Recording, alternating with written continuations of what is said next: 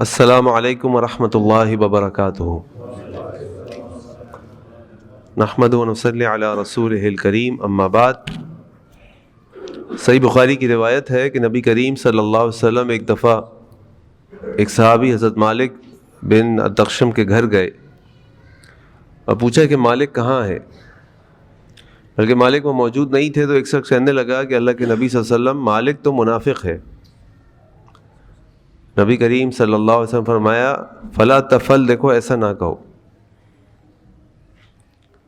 اور بلکہ اس شخص نے کہا کہ مالک تو منافق ہے، اس کے دل میں اللہ اس کے رسول کی محبت نہیں ہے، تو اللہ کے نبی فرمایا صلی اللہ علیہ وسلم ایسا نہ کہو، اس کے دل میں اللہ اس کے رسول کی محبت ہے، اور وہ تو اس نے کلمہ پڑھا ہے صرف اس لیے تاکہ وہ اللہ تعالیٰ کی رضا حاصل کر لے، اور جس نے کلمہ اس لیے پڑھا کہ وہ اللہ تعالیٰ کی رضا حاصل کر لے، اللہ تعالیٰ نے اس پر جہنم کی آگ کو حرام کر دیا۔ مومن کی صفات میں سے ایک بڑی اہم صفت یہ ہے کہ وہ اپنے مسلمان بھائی کی عزت کا دفاع کرتا ہے۔ اگر اس کے سامنے اس کے کسی مسلمان بھائی کا مذاق اڑایا جا رہا ہو، اس کی بے عزتی کی جا رہی ہو، اس کو برا بھلا کہا جا رہا ہو، تو وہ خاموش نہیں رہتا، بلکہ وہ اپنے مسلمان بھائی کی عزت کا دفاع کرنے میں مشغول ہو جاتا ہے۔ اگر آپ انسان کی نفسیات کی طرف دیکھیں تو تین چیزیں ہر انسان کو بڑی محبوب ہوتی ہیں: اس کی اولاد، اس کا مال اور اس کی عزت۔ اور جو عزت دار آدمی ہوتا ہے وہ اپنے مال اور اولاد کو بھی اپنی عزت کے لیے قربان کر دیتا ہے، کیونکہ وہ جانتا ہے کہ عزت بہت بڑی چیز ہے۔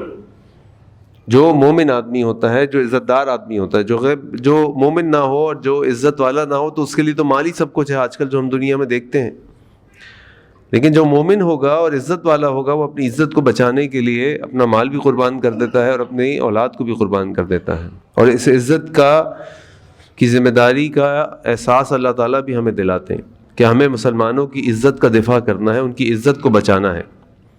ہم سب جانتے ہیں کہ سود جو ہے وہ اللہ اس کے رسول کے خلاف جنگ ہے، اور سود کا جو سب سے چھوٹا گناہ ہے وہ یہ ہے کہ کوئی انسان اپنی ماں کے ساتھ نکاح کرے۔ اللہ کے نبی صلی اللہ علیہ وسلم نے مسند امام احمد کی روایت میں فرمایا من ارب الربا، ربا سب سے بڑا ربا وہ یہ ہے کہ الاستطالۃ فی عرض المسلم بغیر حق، کہ کسی مسلمان کی عزت کو پامال کرنا، تار تار کرنا، یہ سب سے بڑا سود ہے۔ یعنی ہم اگر یہ سوچیں کہ کوئی شخص اپنی ماں سے نکاح کر لے، کوئی شخص اپنی ماں کے ساتھ زنا کر لے معاذ اللہ، تو کتنا بدبخت انسان ہوگا وہ۔ اور اللہ کے نبی صلی اللہ علیہ وسلم فرما رہے ہیں کہ سب سے بڑا ربا میں سب سے بڑا ربا وہ کسی انسان کی عزت کو پامال کرنا ہے۔ اللہ کے نبی صلی اللہ علیہ وسلم حجۃ الوداع کے موقع پر موجود ہیں، اور اللہ کے نبی صلی اللہ علیہ وسلم نے اپنے صحابہ سے پوچھا آج کون سا دن ہے؟ صحابہ نے کہا کہ ہم خاموش رہتے ہیں، ہم سب کو پتہ ہے کہ آج 10 ذو الحجہ ہے، لیکن وہ خاموش رہے، اللہ و رسول عالم۔ تو اللہ کے نبی صلی اللہ علیہ وسلم فرمایا کہ کیا آج یوم النہار نہیں ہے؟ جی یوم النہار ہے۔ پھر آپ نے پوچھا کہ یہ کون سا مہینہ ہے؟ صحابہ کرام خاموش رہے، اللہ کے نبی صلی اللہ علیہ وسلم نے پوچھا کیا یہ ذو الحجہ نہیں ہے؟ صحابہ نے کہا جی اللہ کے نبی صلی اللہ علیہ وسلم یہ ذو الحجہ ہے۔ پھر اللہ کے نبی صلی اللہ علیہ وسلم نے پوچھا یہ کون سی جگہ ہے؟ اور صحابہ خاموش رہے، اللہ کے نبی صلی اللہ علیہ وسلم نے کہا ہے بلد حرام نہیں ہے، جی بلد حرام ہے۔ اور پھر اللہ کے نبی صلی اللہ علیہ وسلم فرمایا فَإِنَّ دِمَاءَكُمْ وَأَمْوَالَكُمْ وَأَعْرَاضَكُمْ بَيْنِكُمْ حَرَامٌ كَحُرْمَةِ يَوْمِكُمْ هَذَا فِي شَهْرِكُمْ هَذَا فِي بَلَدِكُمْ هَذَا، بے شک تمہارا خون، تمہارا مال اور تمہاری عزتیں تم سب پر اس طرح حرام ہے جیسے آج یہ 10 ذوالحجہ کا دن، ذوالحجہ کا مہینہ، اور یہ مکہ اور منی کا مقام جس طرح ہمارے لیے مقدس ہے، اس سے بھی زیادہ تمہارے لیے مقدس ہے، یا اس کے مانند تمہارے لیے مقدس ہے۔ اللہ کے نبی صلی اللہ علیہ وسلم کے بعد سب جانتے ہیں، اور یہ ہمارا ایک مسئلہ بھی حج کے مناسک میں سے، کہ جس دن 10 ذوالحجہ ہوتا ہے اس دن مسلمانوں کو 4 کام کرنے ہوتے ہیں۔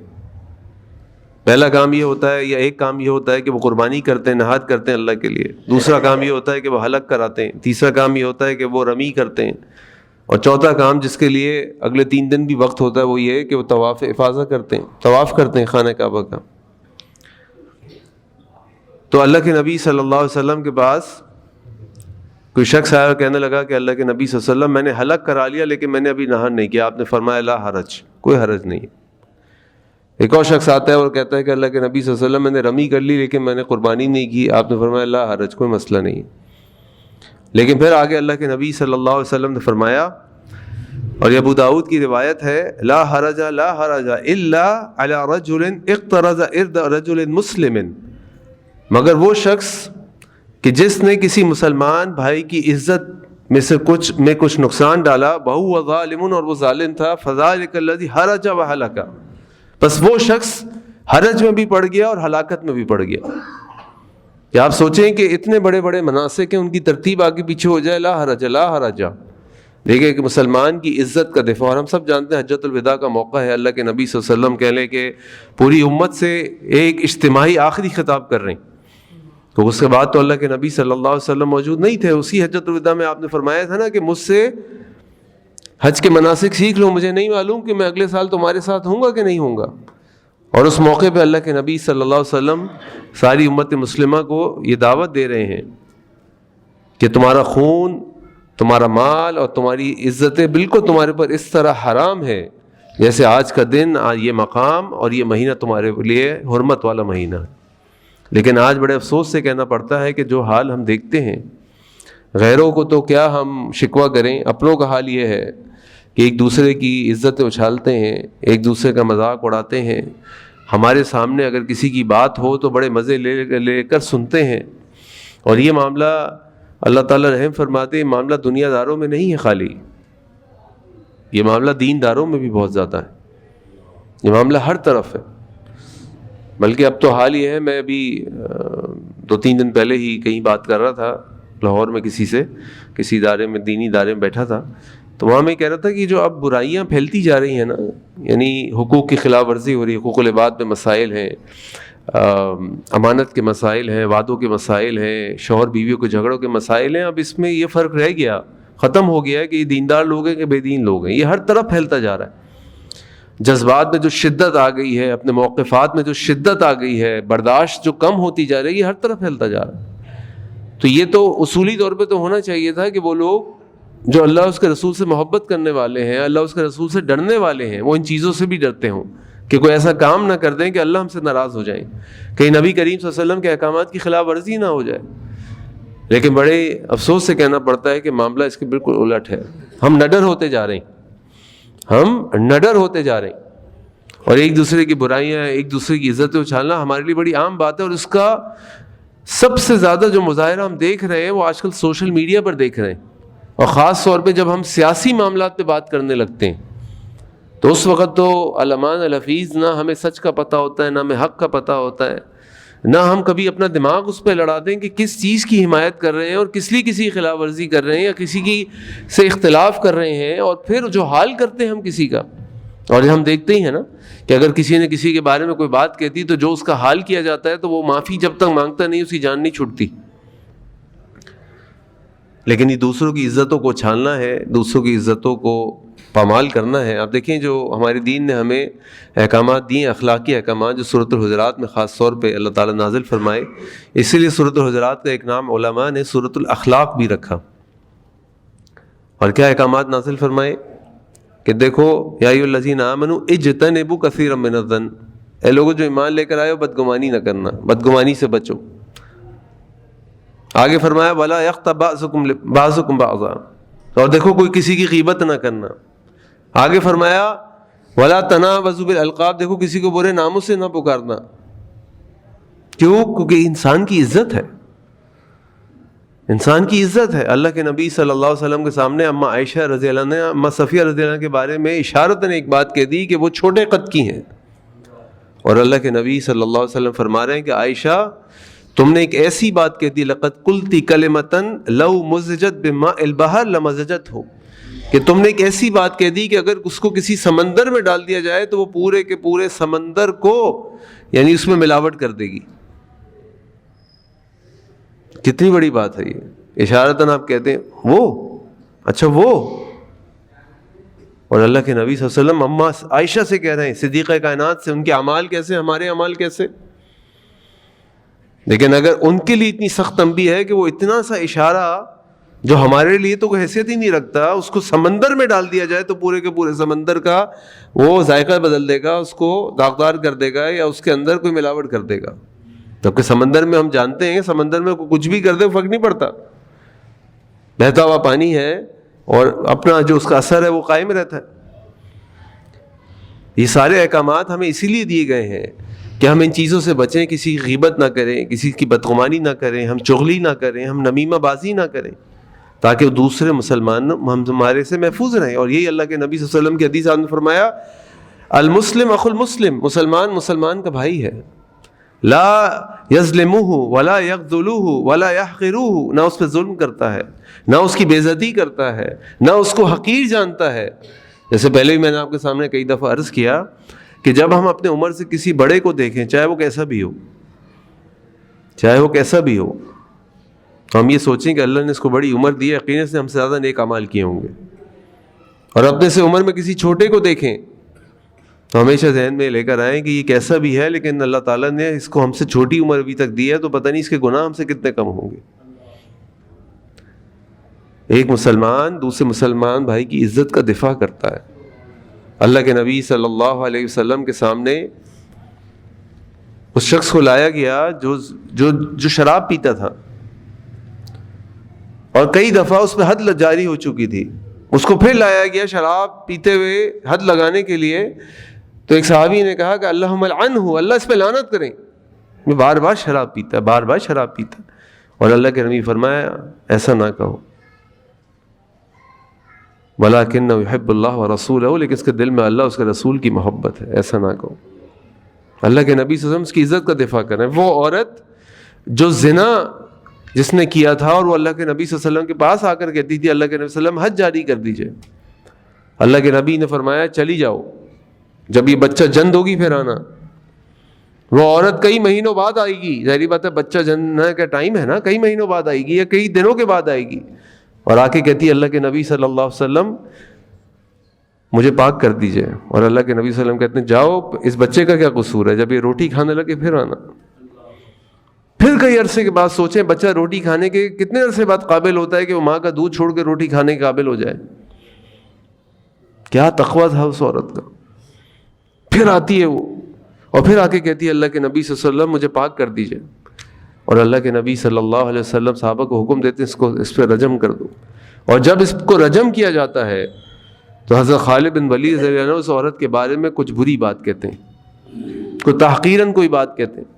اور اللہ کے نبی صلی اللہ علیہ وسلم فرماتے ہیں خالد محلن، خالد محلن، یا خالد رک جاؤ اے خالد. اس عورت کی توبہ لقد تابت توبتاً، اس عورت نے تو ایسی توبہ کی ہے کہ اگر یہ توبہ کوئی صاحب وہ مقصن کرے، یعنی لوگوں سے ناجائز بھتہ لینے والا کرے، تو اللہ تعالیٰ اس کو بھی معاف کر دے. آپ سوچے صحیح عورت کا تقویٰ کیا ہوگا. سالوں گزر جائیں، مہینوں گزر جائیں، بار بار آ کے اللہ کے نبی مجھے پاک کر دیجئے، اللہ کے نبی مجھے پاک کر دیجئے. کیوں؟ لیکن اللہ کے نبی کیسے اس کی عزت کا دفاع کر رہے ہیں. نہیں ایسا نہ کہو، خالد رک جاؤ، ایسا نہ کہو. اس عورت کی توبہ، کیا توبہ اس عورت کی. اس لیے تو اللہ تعالیٰ نے فرمایا ان السمع والبصر والفؤاد کل اولئک کان عنہ مسئولا، بے شک یہ کان، یہ آنکھیں، دل، ان کے بارے میں ڈرو اللہ سے، ان کے بارے میں اللہ سے سوال، اللہ تم سے سوال کریں گے ان کے بارے میں. یہ سوال کیا جائے گا کیا کانوں سے سنتے تھے، کیا ان آنکھوں سے دیکھتے تھے، کیا دلوں میں تم خیالات پکاتے تھے اور پھر لوگوں سے باتیں کرتے تھے.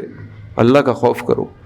اور جو شخص اپنے مسلمان بھائی کی عزت کا دفاع کرتا ہے، جو شخص اپنے مسلمان بھائی کی عزت کا دفاع کرتا ہے، آپ سوچیں کہ دیکھیں کہ اللہ تعالیٰ نے اس کے لیے کیا اجر رکھے. اللہ کے نبی صلی اللہ علیہ وسلم فرماتے ہیں ومن ستر مسلما، جو اپنے مسلمان بھائی کے عیبوں کو چھپائے. دیکھیں ایک تو عزت کا دفاع کرنا اور یہ کہ جانتے ہوئے بھی اس کے عیب کو چھپا لینا.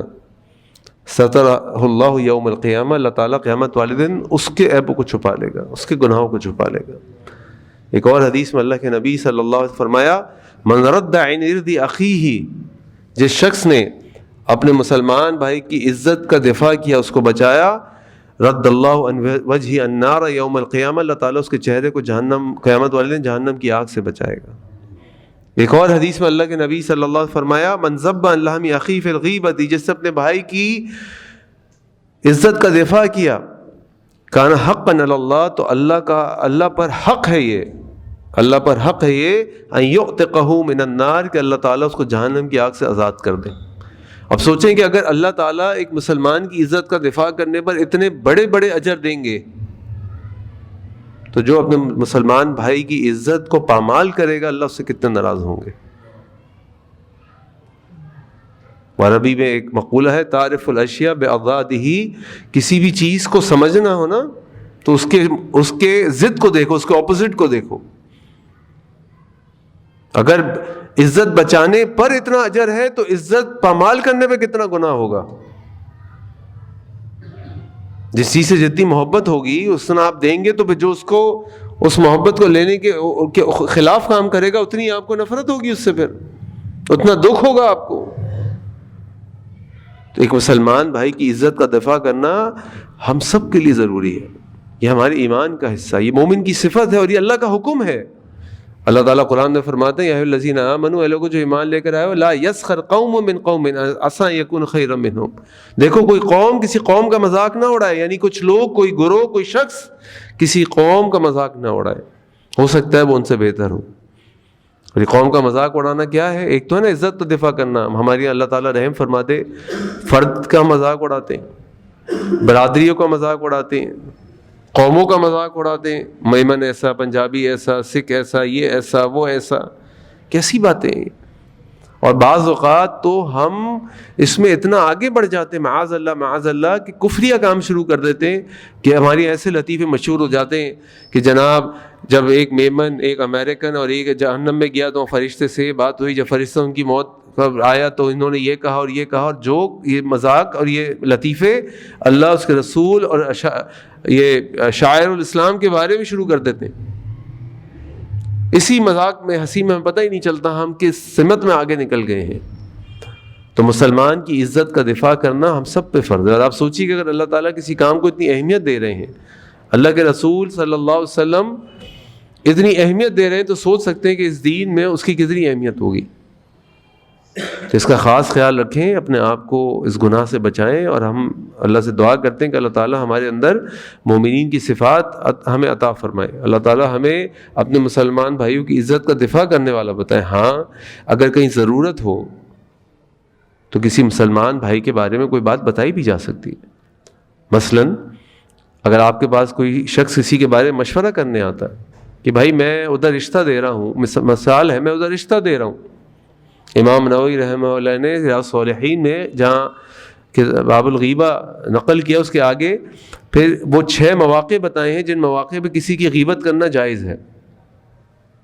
اب اگر کوئی رشتہ کسی گھر آیا ہوا آپ کے پاس مشورے کے لیے آتا ہے کہ بھائی فلاں گھر سے میرے کے پاس رشتہ آیا اپنے بچے کے لیے، تو آپ کا اس بارے میں کیا خیال ہے؟ تو سچ اور حق ہے وہ آپ بتائیں گے، کیونکہ وہ ضرورت مند ہے اور آپ سے کسی خاص مقصد کے لیے وہ مشورہ لے رہا ہے، اور اتنا ہی بتائیں گے جتنی ضرورت ہے، اس کے اور خاندان والوں کے بارے میں نہیں بتائیں گے۔ آپ کسی سے کاروبار کرنا چاہتے ہیں، وہ آگے آپ سے مشورہ ہے۔ اللہ کے نبی صلی اللہ علیہ وسلم کے پاس فاطمہ بنت قیس آئیں اور آگے ان سے کہا کہ اللہ کے نبی صلی اللہ علیہ وسلم میرے پاس رشتے ہیں، مشورہ دیجیے۔ معاویہ سے رشتہ آیا، ایک اور شخص سے رشتہ آیا، اور اسامہ سے رشتہ آیا۔ اللہ کے نبی نے فرمایا صلی اللہ علیہ وسلم کہ جو معاویہ ہے نا، یہ تو بڑا غریب آدمی ہے، اس کے پاس کچھ نہیں ہے، مسئلہ ہو جائے گا۔ اور ایک اور شخص کے بارے میں کہا یہ تو عادی اپنی بیویوں کو بہت مارنے والا ہے، بڑا مشہور ہے اس معاملے میں۔ اور تیسرا اسامہ، تو اللہ کے نبی فرمایا اسامہ سے کر لو، اسامہ سے کر لو، اسامہ سے، ہاں اسامہ سے کر لو، یہ بہت نیک آدمی ہے۔ اور پھر فاطمہ بنت قیس نے اسامہ سے شادی کر لی۔ یعنی یہاں بتانے کا مقصد یہ ہے کہ اللہ کے نبی صلی اللہ علیہ وسلم کے پاس جب ایک خاص سوال لے کر آئیں تو آپ صلی اللہ علیہ وسلم نے ان کی وہ صفات بتائیں جو شادی کے رشتے کے لیے جو بھی اس کی حالت تھی وہ بتائی کہ بھائی دیکھو یہ مال کے اعتبار سے بڑا ہی کمزور ہے، یہ غصے کے اعتبار سے بڑا تیز ہے، بیویوں کو مارنے والا ہے، اور اسامہ ان میں اچھا ہے، اسامہ سے کر لو۔ تو جہاں ضرورت ہے وہاں تو آپ بتائیں گے، اور یہ مشورہ امانت ہوتا ہے، لیکن جہاں ضرورت نہیں ہے وہاں آپ مسلمان بھائی کی عزت کا دفاع کریں گے، چاہے آپ کو پتہ ہو وہ خراب ہے، آپ کو ضرورت نہیں ہے بولنے ہی بتانے کی، جہاں ضرورت نہیں ہے بولنے اور بتانے کی۔ ہمارا کام یہ ہے ومن سترا، جو اپنے مسلمان بھائی کے عیبوں کو چھپائے گا اللہ تعالیٰ اس کے عیبوں کو قیامت والے دن چھپائیں گے۔ اور اس سے بڑھ کے کیا ہوگا کہ اللہ ہمارے گناہوں کو چھپا دیں، اللہ ہمارے گناہوں کو معاف کر دیں، ورنہ یہ کہنا آسان ہے اور سننا آسان ہے۔ ابھی اس 50-60 لوگوں کی مجلس میں ایک بندہ کھڑا ہو جائے اور سب مل کے اس کے عیب بتانے لگیں، اس کا یہ عیب ہے، یہ عیب ہے، یہ عیب ہے، تو سوچیں وہ بیچارہ شرم کے مارے گڑ جائے گا، اور اس دن ہزاروں نہیں، لاکھوں نہیں، کروڑوں نہیں، اربوں لوگ ہوں گے، اور آدم علیہ السلام سے لے کر قیامت تک پیدا ہونے والا بچہ بھی ہوگا، اور اس کے سامنے اگر لوگوں اس کے عیب گنائے جائیں، ہم میں سے تو کوئی گناہوں سے پاک نہیں ہے نا، تو سوچیں کیا ذلت کا مقام ہوگا، کیا تباہی بربادی کا مقام ہوگا۔ اللہ تعالی ہم سب کو معاف فرما دے، اللہ تعالی ہم سب کے عیبوں کو چھپا لے، اور اللہ تعالی ہم سب کو اپنے مسلمان بھائیوں کی عزت کا دفاع کرنے والے بنا دے۔ سبحانک اللہم بحمدک اشہد ان لا الہ الا انت استغفرک واتوب الیک۔ السلام علیکم ورحمۃ اللہ وبرکاتہ۔